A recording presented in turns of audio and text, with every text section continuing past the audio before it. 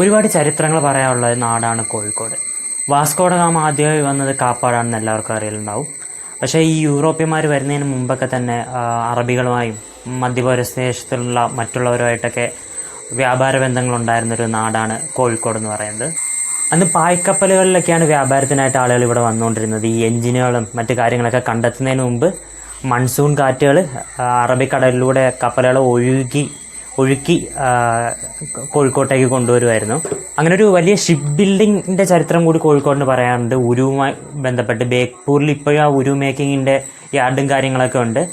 പണ്ട് കാലത്ത് നിലമ്പൂർ കാട്ടിൽ നിന്നൊക്കെ മരങ്ങൾ മുറിച്ച് പുഴയിലൂടെ ഒഴുക്കി ഇവിടെ കൊണ്ടുവന്ന് എന്നിട്ടാണ് ഈ ഉരു ഇതൊക്കെ പണിതിരുന്നത്. ഇപ്പോൾ ഈ സ്റ്റീൽ ഷിപ്പുകളും കാര്യങ്ങളൊക്കെ വന്നതിനപ്പോൾ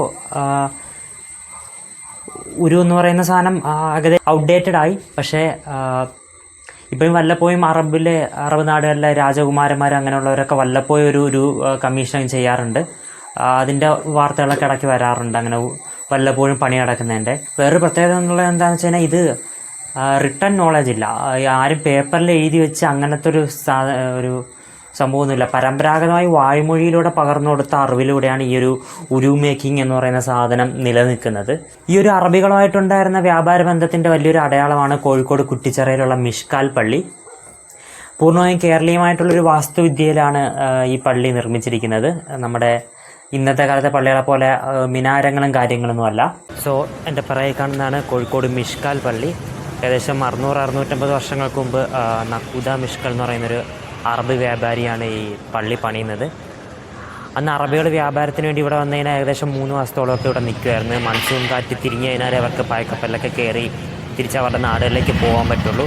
അപ്പോൾ അങ്ങനെ ഒരു വലിയ ചരിത്രത്തിൻ്റെ ഒരു തെളിവാണ് ഈ പള്ളി. പിന്നീട് കുറച്ചേരം കഴിഞ്ഞിട്ട് പോർച്ചുഗീസുകാരുടെ ആക്രമണത്തിൽ തകർന്ന പള്ളി സാമൂതിരിയാണ് തിരിച്ച് പണിത് കൊടുക്കുന്നത്.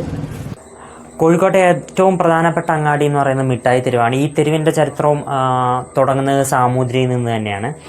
മിഠായി തെരുവ് ഏകദേശം 600 വർഷം മുമ്പാണ് ഈ തെരുവിൻ്റെ ചരിത്രം തുടങ്ങുന്നത്. അന്നത്തെ സാമൂതിരി ഗുജറാത്തി വ്യാപാരികളെ മധുരപലഹാര ഷോപ്പുകൾ തുടങ്ങാൻ വേണ്ടി ക്ഷണിച്ച് അങ്ങനെ തുടങ്ങിയതാണ്. പിന്നെ കാലക്രമേണ ഇവിടുത്തെ രുചികളായിട്ടൊക്കെ മിക്സായി പിന്നെ വേറെ മറ്റു തരത്തിലുള്ള ഷോപ്പുകൾ വന്നു. സോ ഈ മിഠായി തെരുവിൻ്റെ കഥ പറഞ്ഞ SK പൊറ്റക്കാടാണ് എൻ്റെ ബേക്കുള്ളത്. ഈ തെരുവിൻ്റെ മാത്രമല്ല ഒരുപാട് തെരുവുകളുടെ നാടുകളിലൊക്കെ കഥ പറഞ്ഞിട്ടുള്ളൊരു ആളാണ്. സഞ്ചാര സാഹിത്യം എന്ന് പറയുന്ന പരിപാടി മലയാളത്തിൽ തുടങ്ങുന്ന SK പൊറ്റക്കാടാണ്. അതിനുശേഷം നമ്മളിപ്പോൾ ഒരുപാട് ട്രാവൽ വ്ളോഗേഴ്സും സന്തോഷ് ജോർജ് കുളങ്ങരയൊക്കെ ഉണ്ട്. ഇവരുടെയൊക്കെ ഒരു പൂർവികനായിട്ട് കണക്കാക്കാൻ കഴിയും. പക്ഷേ പുള്ളി ഈ GPS അങ്ങനത്തെ കാര്യങ്ങളൊന്നും ഇല്ലാത്തൊരു കാലത്ത് വളരെ റിസ്ക് എടുത്ത് ഷിപ്പിൻ്റെ ഡെക്കിലൊക്കെ കിടന്നുറങ്ങി അങ്ങനെ ലോകം കണ്ട ആ കഥകളൊക്കെ നമ്മളെ അറിയിച്ചിട്ടുള്ള ആളാണ് SK പൊറ്റക്കാട്. ബേപ്പൂരിലേക്ക് പോയി കഴിഞ്ഞാൽ മറ്റൊരു എഴുത്തുകാരൻ്റെ വീട് നമുക്ക് കാണാൻ കഴിയും. കോഴിക്കോടുമായി അസോസിയേറ്റ് ചെയ്ത് പറയപ്പെടുന്ന മറ്റൊരു എഴുത്തുകാരനാണ് വൈക്കം മുഹമ്മദ് ബഷീർ. എല്ലാവരും രാജാക്കന്മാരുടെ പുരാണ കഥാപാത്രങ്ങളുടെയൊക്കെ കഥകൾ മാത്രം പറഞ്ഞിരുന്ന കാലത്ത് സാധാരണക്കാരുടെ കഥകൾ പറഞ്ഞ ഭൂമിയിലെ എല്ലാ അവകാശങ്ങളെപ്പറ്റി സംസാരിച്ചിട്ടുള്ള വൈക്കം മുഹമ്മദ് ബഷീർ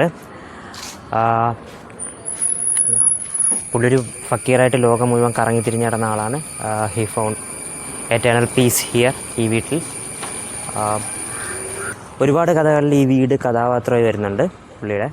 കോഴിക്കോടുമായി ബന്ധപ്പെട്ട് വേറൊരു പ്രധാനപ്പെട്ട നോവലുള്ളത് അറബി പൊന്നാണ്. MD വാസുദേവൻ നായരും NB മുഹമ്മദും കൂടി ചേർന്ന് എഴുതിയ അറബി പൊന്ന്. പഴയകാല കോഴിക്കോടിൻ്റെ ചരിത്രത്തെപ്പറ്റി അറിയണമെന്നുള്ളവർക്ക് വായിക്കാൻ പറ്റിയൊരു പുസ്തകമാണ്. എഴുത്തുമായി ബന്ധപ്പെട്ട് മാത്രമല്ല സിനിമയുമായി ബന്ധപ്പെട്ട് ഒരുപാട് ചരിത്രം കോഴിക്കോടിനുണ്ട്. ഹോട്ടൽ മഹാറാണിയാണ് പണ്ട് കാലത്ത് ഷൂട്ടിങ്ങൊക്കെ നടക്കുമ്പോൾ സിനിമാക്കാരുടെ കേന്ദ്രമായിട്ട് കോഴിക്കോടുണ്ടായിരുന്നത്. IV ശശി സാറിൻ്റെ 106-ാം നമ്പർ റൂം വളരെ ഫേമസ് ആണ്. ആ 106-ാം നമ്പർ റൂമിൽ ഒരുപാട് സിനിമകളുടെ കഥയും കാര്യങ്ങളൊക്കെ തീരുമാനമായിട്ടുണ്ടെന്നാണ് കേട്ടിട്ടുള്ളത്. IV ശശി ആദ്യമായി സീമയെ കാണുന്നത് ഹോട്ടൽ മഹാറാണി വെച്ചാണ്. ഒരു ഡാൻസ് കളിക്കാനായിട്ട് വന്നപ്പോഴാണ് സീമയെ കാണുന്നതും ഇഷ്ടപ്പെടുന്നത്. അതിനുശേഷം അവളുടെ രാവുകൾ എന്ന് പറയുന്ന സിനിമയിൽ അഭിനയിപ്പിച്ചു. പിന്നീട് വിവാഹം കഴിക്കുന്നതൊക്കെ ആ ചരിത്രമൊക്കെ തുടങ്ങുന്നത് ഹോട്ടൽ മഹാറാണിയിൽ നിന്നാണ്. ഫുഡ് കഴിഞ്ഞാൽ കോഴിക്കോടിൻ്റെ ഏറ്റവും വലിയ ഭ്രമം ഒരുപക്ഷെ ഫുട്ബോളായിരിക്കും. വേൾഡ് കപ്പ് ആസ്വദിക്കാൻ പറ്റിയ ഏറ്റവും നല്ല സ്ഥലങ്ങളിലൊന്നാണ് കോഴിക്കോട്. അർജൻറ്റീന വേഴ്സസ് ഈജിപ്റ്റ് കാണാനുള്ള ഏറ്റവും നല്ല സ്ഥലം അമേരിക്കയിലെ അറ്റ്ലാന്റ സ്റ്റേഡിയം ആയിരിക്കും. The second place is probably this.